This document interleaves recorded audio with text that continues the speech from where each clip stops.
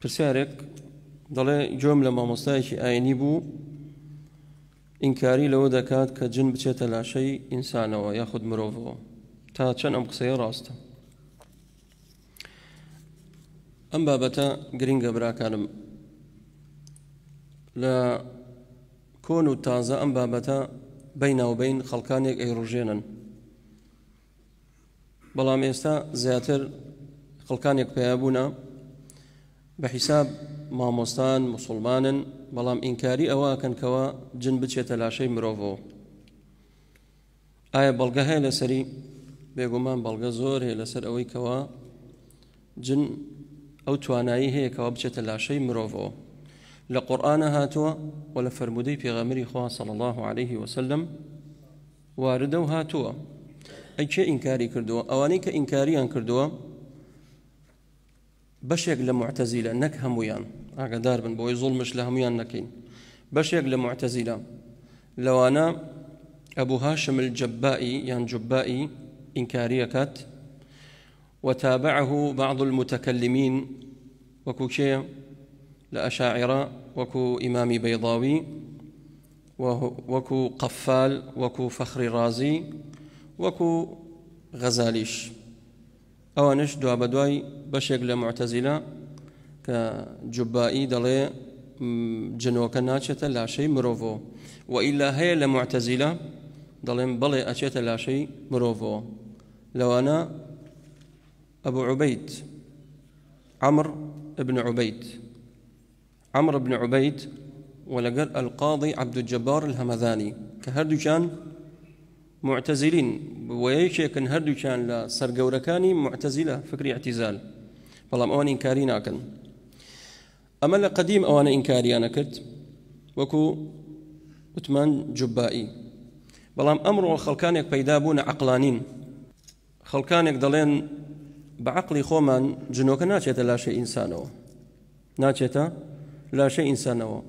لەوانەش کۆمەڵێ مامۆستای ئاینی تووشی ئەو پێخلیسکان نەبوونە، دەڵێن جنۆکە ناچێتە لاشەی ئینسانەوە. بەڵگەتان چییە؟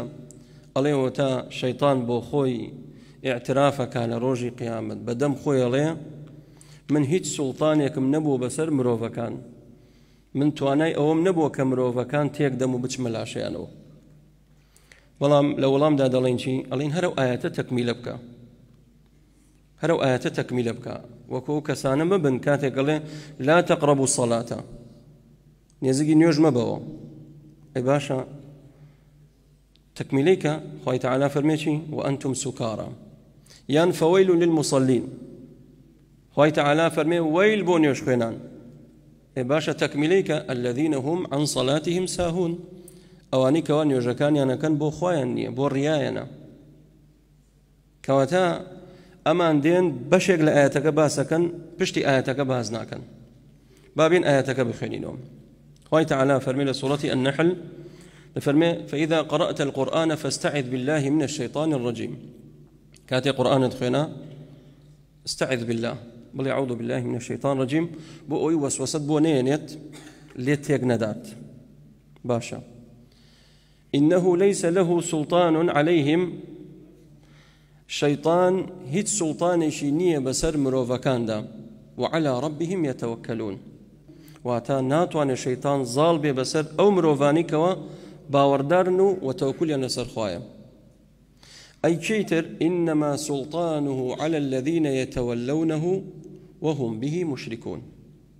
شيطان ظال بسر شيء بسرو كساني كوا يتولونه، أواني كوا شوين شيطانكون، أواني كوا بقصي شيطانكن، أواني كوا غافل النخوا، أواني كوا إيمانيا لاوازا، أوانشي والذين هم بربهم مشركون، أوانشي كوا كافروا بباور مشركن. بلام شيطان بسر أوان زالا، بلام خوي تعالى فرمي إلا من اتبعك من الغاوين. تو سلطان الدنيا بسر أو مروفانا أو عبداني من كوا إيمان دارا واتا مخلصا إلا أوانيك ومن اتبعك من الغاوين. أوانيك واسر لشواون قمران لا ينداول رقاي راست أو كاتتو زور بأسانية واني زفريان بيبريت.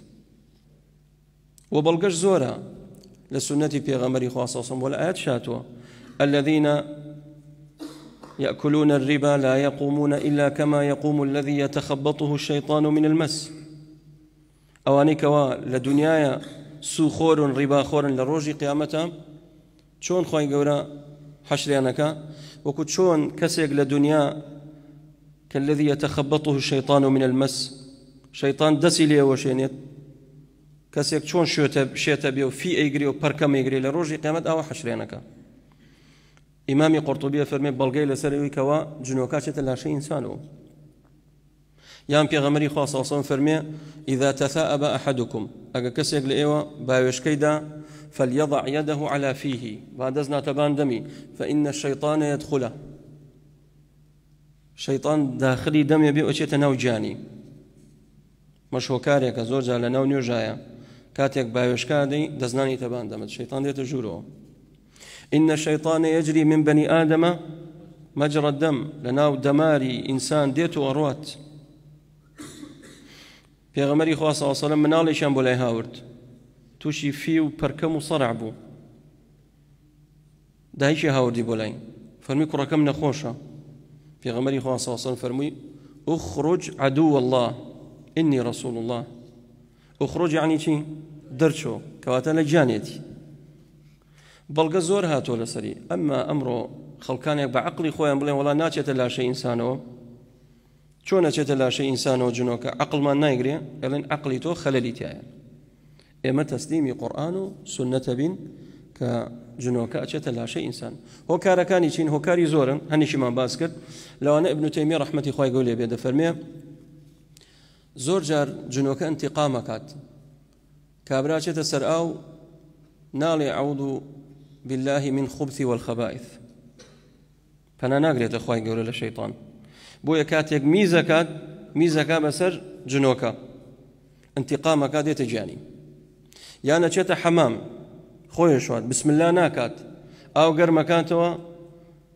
من آلاني جنوكا سوتينيت هندي جار ليان أمريت بو أو قرما أوانش انتقامك أنا أما نهمي واردة يعني إنسان كغافل بو جنوكا ديت لو غفلتها ديت الجرو بويا واردة وبلغي عقليش أجر أوان أوهم آية فرمودك بويان دينو هر قناعتيان بينيا بلغي عقليان بو دينينو بلغي عقليتيا أواني كوا الرقيا خيانا چنجار من خوم بيني مودانشتوما كسكا كوردا أخيرنا سرين جنوكا كديت أقصى بچي زمان أقصاكا إنجليزي ام پیاوە ئینگلیزیش نازانێ ئینگلیزیە فولی هەیە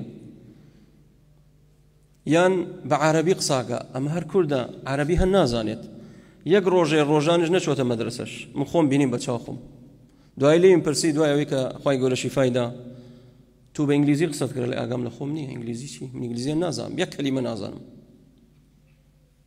کەواتە ئەمە بەڵگەی لەسەر چی فعلا واقعا جنۆکە چۆتە ناو لاشەی ئینسانەوە تا بزماني إنجليزي قصاكا بزماني عبري قصاكا وبزماني هنديش قصاكا بهم زمانا كان وهش بزماني بريطاني قصاكات بو إيمانه واردة واقعا أجتو إيمانك أو نلاوازة تسليم آيات فرمودنا بي إيو واقعا بيني ما نبتشاي خومن وبلغيشي تري واقعيش زور جار أخواننا سلو كساني كبركميان توشي بركم بونو مسيانيا كأخواننا سري جنوكا ديتا جواب كابراي مراقبي ليت قال من سحر ناردمي أنا سحر لم بياوا كراوا دالي سحرك اللي شوية قال برو لفلانة شوية نابون من لفلانة قبر سانا للاي فلانة قبرو عنوانك بكاملية داتيا دواي فعلا أتشن لوي أي دوزنو سحرك دينا فعلا قصكي تغاو